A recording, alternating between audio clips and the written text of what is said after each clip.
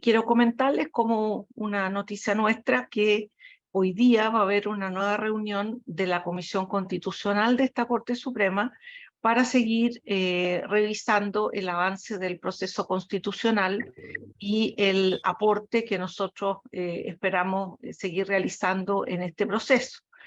Como es de conocimiento público, en este momento la comisión de expertos está en el proceso de hacer indicaciones o modificaciones o adiciones a aquello que ya se aprobó en general, y en consecuencia habrá prontas noticias respecto de cómo va avanzando el texto de esta propuesta que están haciendo, por lo cual nosotros nos vamos a reunir justamente hoy para seguir colaborando en ese proceso. Dicho lo anterior, a disposición de ustedes por este tema o por cualquier otro. Gracias, ministra. Los que desean hacer preguntas, por favor, pueden levantar la mano del Zoom o directamente y yo le doy la palabra, por favor.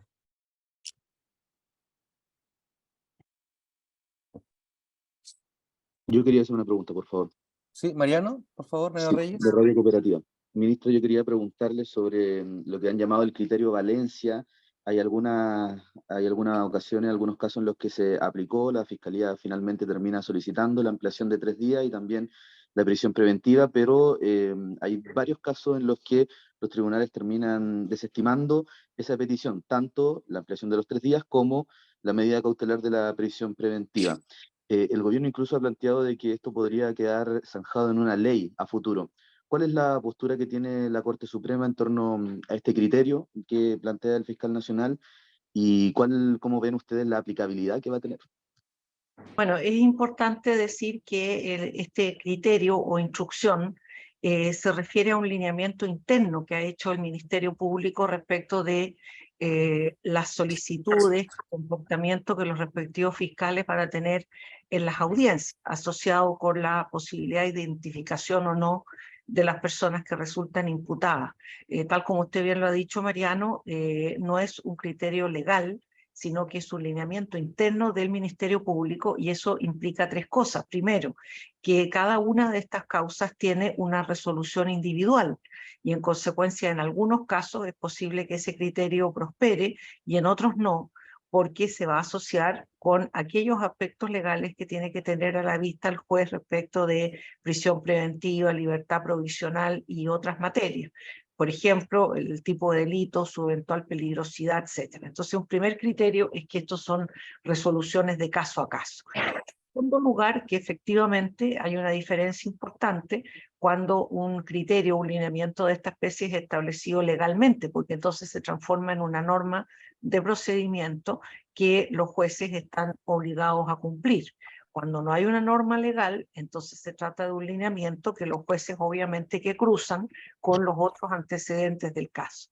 Y en tercer lugar, eso justifica o explica que puede haber obviamente diferencias, como lo dijimos al principio, caso a caso, porque se trata de situaciones distintas entre sí. Obviamente, si después hay una legislación al respecto, entonces se tenderá a uniformar la decisión en esas situaciones o en esas circunstancias. Sí, ahí tenía una duda, ministra, en torno, bueno, usted dice que esto, claro, es un criterio que se aplica caso a caso, pero se fija un lineamiento general. ¿Cómo cree usted o cómo ve la Corte Suprema la idea de que esto quede finalmente en una ley, entendiendo de que es un lineamiento caso a caso y se está aplicando un criterio general, a priori, digamos? Nosotros opinamos como pleno cuando hay una ley en tramitación y se nos pide la opinión. No podemos opinar por anticipado, ni mucho menos esta vocera sobre leyes que no conocemos su tenor. Es distinto hacer una instrucción a los fiscales que hacer una ley. Y en consecuencia, cuando haya un texto propuesto y si se nos pide la opinión, por supuesto que nosotros la vamos a dar. Como lo hemos hecho siempre, pero en este momento adelantar cómo podría ser esa ley y cuál va a ser la opinión del Pleno no lo podemos hacer porque no conocemos ni el texto, ni propuesta, ni tampoco sabemos si en definitiva esto va a ser así. Así que vamos a tener que estarnos a la evolución de los hechos en esta materia. Gracias, Mariano. ¿Alguna consulta más, por favor? ¿Alguien quería hacer una pregunta al tema constitucional? Sí, Cintia, por favor. Por acá. Buenos días, ministra. Buenos días a todos también los que están conectados. Ministra, consultarle puntualmente por el proceso que se está viviendo respecto valga la redundancia, del proceso constitucional, y preguntarle cuáles son los temas que le interesaría al Poder Judicial estén en estas indicaciones. Entiendo que no, la discusión, no me va a explicar el tema en específico, pero sí a grandes rasgos cuáles son las temáticas que tendrían que estar ahí. Mire, hay que hacer algunas aclaraciones en esta materia que siempre es bueno. En primer término, decir que lo que el Poder Judicial ha hecho son propuestas y ofrecimientos de insumos que son importantes para la resolución de la comisión experta. Nosotros no somos parte de la comisión experta, sino que hemos sido invitados a exponer a ella. Y en ese sentido, lo que nosotros hemos propuesto nos parece que es lo más adecuado, porque nosotros lo hemos discutido internamente, y nos parece que es pertinente de incluir. Pero por supuesto que siempre la comisión experta es dueña de tomar o de no tomar las propuestas que nosotros hemos hecho, porque un mismo tema puede tener muchas variantes, ¿no es cierto?, como tema. Entonces, sobre esto, dicho lo primero que me parece importante aclarar, hay dos cosas, ¿no es cierto?, de lo que nosotros hemos hecho énfasis a esta altura. Una de ellas es un tema que ya la comisión experta está tomando y que nosotros hemos hecho presente algunos elementos, que se trata del tema del gobierno judicial. Para nosotros es muy importante que la propuesta que haya sobre gobierno judicial deje suficientemente claro cuáles son las competencias orgánicas, ¿no es cierto?, del órgano o eventualmente de más órganos, y particularmente quede claro que la propuesta no ha sido siempre el que la integración sea mayoritariamente de jueces además elegidos por sus pares, a fin de evitar una intervención política en esa materia. Entonces aquí hay un tema sobre su pregunta, Cintia, que está avanzando, pero que nosotros hacemos hincapié en que nos parece muy clave.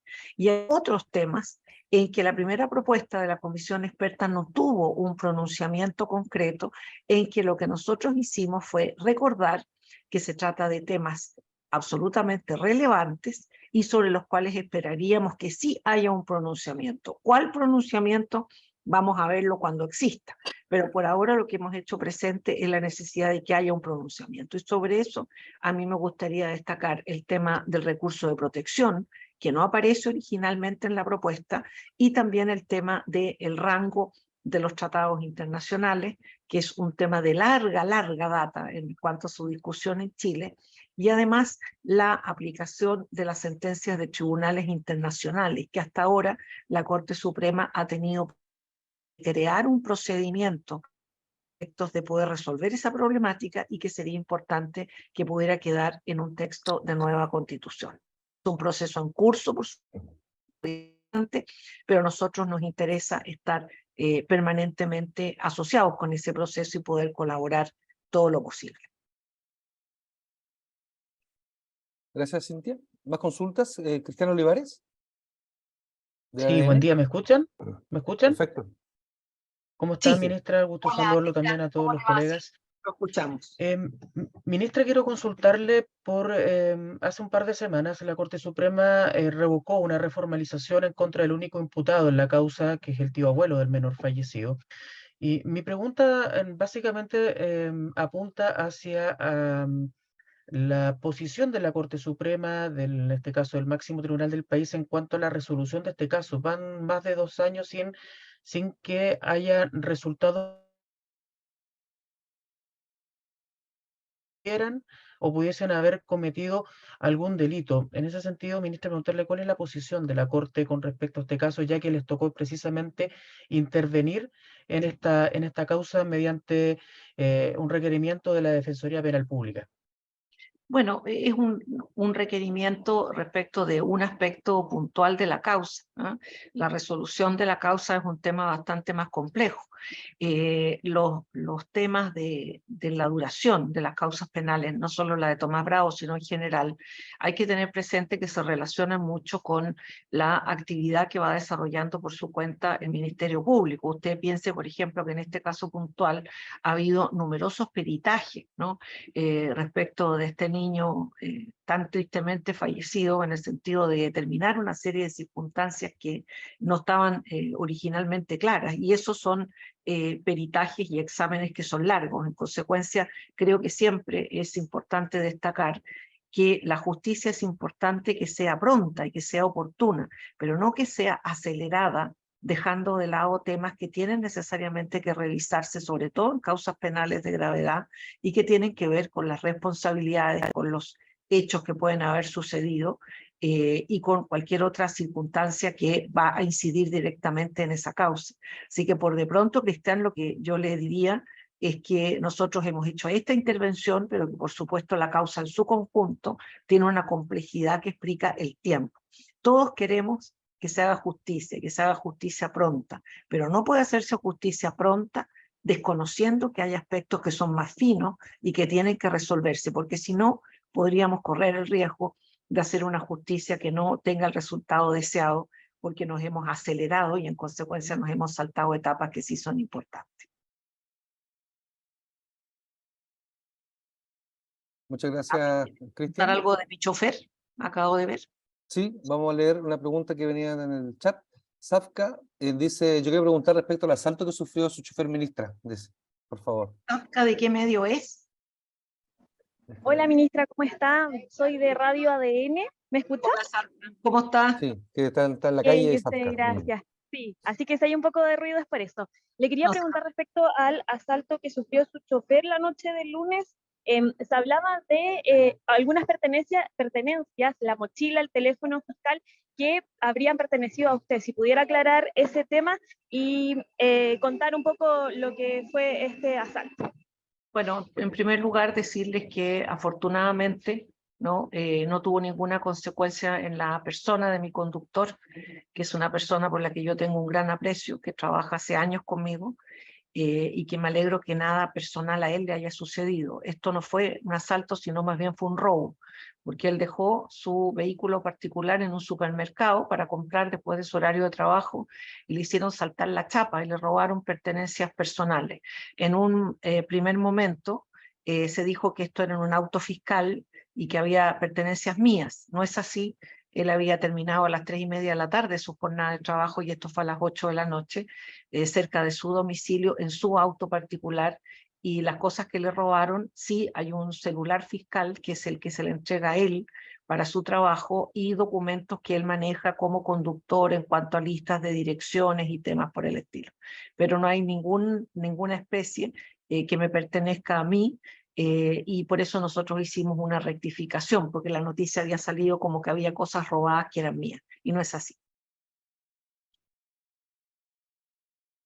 Gracias, ministra. Gracias, Safka. ¿Alguna otra pregunta, colegas? Hola, sí, de Temuco. Buen día. Carlos Martínez. Hola, Carlos. ¿Cómo está? Bien, ministra, muchas gracias. Buen día. ¿Es posible tener una actualización del tema carcelario? ¿Cómo están las unidades penales en el país al momento? Esto pensando en lo que se ha señalado también, la gran cantidad de órdenes pendientes que están al momento en el país. Se habla de 30.000. Obviamente no van a tener la posibilidad a todos de ingresar a las unidades penales. ¿Ustedes van monitoreando esta situación? ¿Cómo la están atendiendo a nivel nacional? En el caso de la Araucanía particularmente también se han creado módulos especiales para los comuneros mapuches. Se habló también que podía existir la posibilidad de, dada esta instrucción interna que dio la Fiscalía de pedir prisión preventiva para extranjeros indocumentados, se pudiera también crear alguna unidad o algún módulo referido a eso. ¿Cómo monitorean este tema ustedes? En primer lugar, decirles que todo lo que se refiere a Gendarmería es una atribución que le pertenece al gobierno y particularmente al señor ministro de Justicia. Señor ministro de Justicia, creo que ha sido muy claro en explicar que ellos están buscando fórmulas asociadas con el aumento de la población penal, particularmente en el sentido de habilitar nuevos recintos penales, crear módulos, o arreglar ciertos recintos penales que estaban en malas condiciones, por lo cual nosotros como Poder Judicial vemos que ese es el sentido correcto, ¿no? Por supuesto que no se trata de establecer una encarcelación generalizada, pero si hay medidas tendientes a que haya una mayor seguridad respecto de personas que tienen peligrosidad, estas mismas instrucciones que se ha mencionado hoy del Ministerio Público, y todo lo que es el movimiento de normas de seguridad evidentemente conduce a pensar que puede haber una elevación en la población carcelaria. Y desde ese punto de vista, nosotros observamos con el mayor interés los anuncios que ha hecho el señor ministro de Justicia, y en lo que respecta a nuestra orgánica, quienes están preocupados de los informes de cárceles y de la situación carcelaria en general son los fiscales, tanto la Fiscalía de la Corte Suprema como los respectivos fiscales en las Cortes, por lo cual son temas que van informándose en las visitas o en los informes de Fiscalía. Nosotros siempre hemos hecho hincapié como Corte en dos elementos que nos parecen importantes sobre la situación carcelaria. Uno es que evidentemente la situación carcelaria tiene que significar o tiene que contemplar una adecuada segmentación de la población penal para evitar la mezcla entre personas que son primerizas y que tienen una rehabilitación más fácil con delincuentes que son habituales, primero.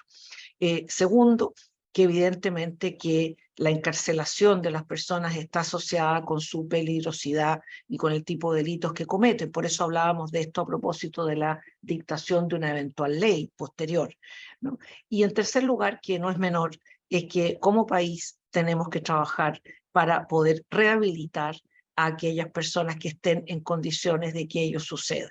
Porque el tema no solo tiene que ver con esta línea, ¿no es cierto?, que significa encarcelar a las personas que estén siendo sometidas a un proceso penal o que directamente están condenadas, sino pensar en qué es lo que va a suceder después. Y eso se asocia necesariamente con una rehabilitación para que esas personas reingresen en la sociedad y no se queden fuera de la sociedad. Y ese último punto que nos preocupa mucho es un punto que como país tenemos que revisar, porque evidentemente no se puede hacer todo al mismo tiempo, pero esta es una de las patas de la mesa que puede ayudar a juicio de esta Corte y a juicio de quien les habla, efectivamente a la disminución de la criminalidad, no solo a investigación, persecución, castigo, sino también rehabilitación, tema en el cual creo que tenemos todavía mucho que decir, que no hemos avanzado suficientemente.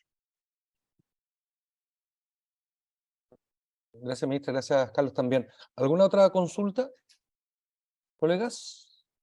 Parece. De Bio, Radio bio. Bio, sí. Por favor, puedes consultarla nomás directamente. No lo veo quién está escribiendo. Perfecto. Jonathan Flores, ahí está. Jonathan Flores, periodista de Jonathan. Buen día a todos, buen día, ministra. Le quería volver a preguntar un poco lo que le preguntó el colega al principio sobre el nuevo criterio impuesto por el fiscal Valencia. ¿Cree usted que este nuevo criterio le pone una presión adicional al Poder Judicial, a los tribunales en general respecto a juzgar este tipo de casos? No, nosotros no identificamos esto como ningún tipo de presión. Nosotros, afortunadamente, como Poder Judicial, tenemos buenas, cordiales y respetuosas relaciones con los demás órganos del Estado que se vinculan con nuestro quehacer. Y parte de ellos, por supuesto, que es el Ministerio Público.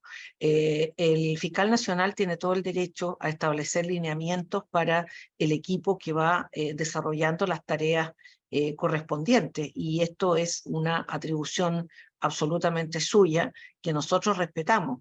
El punto es que obviamente como es un lineamiento interno, como lo decía al principio, y no es una ley, eso genera por supuesto la posibilidad de que haya decisiones diversas según cada tipo de caso, ya que cada uno se resuelve en su mérito.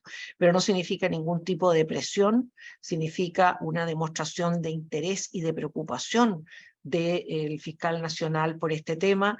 Hay un informe sobre la identificación de personas que están imputadas y que están en el sistema carcelario, que ustedes lo habrán visto, y que indica que hay una problemática en cuanto a la identificación de esas personas, y desde ese punto de vista esto no es ninguna presión al Poder Judicial, sino que nos parece que va en la línea de preocuparse por estos temas. Y por supuesto los jueces tendrán que resolver de acuerdo a la ley y considerando por supuesto también este lineamiento dentro de los insumos con que ellos van a resolver o pronunciarse en cada caso.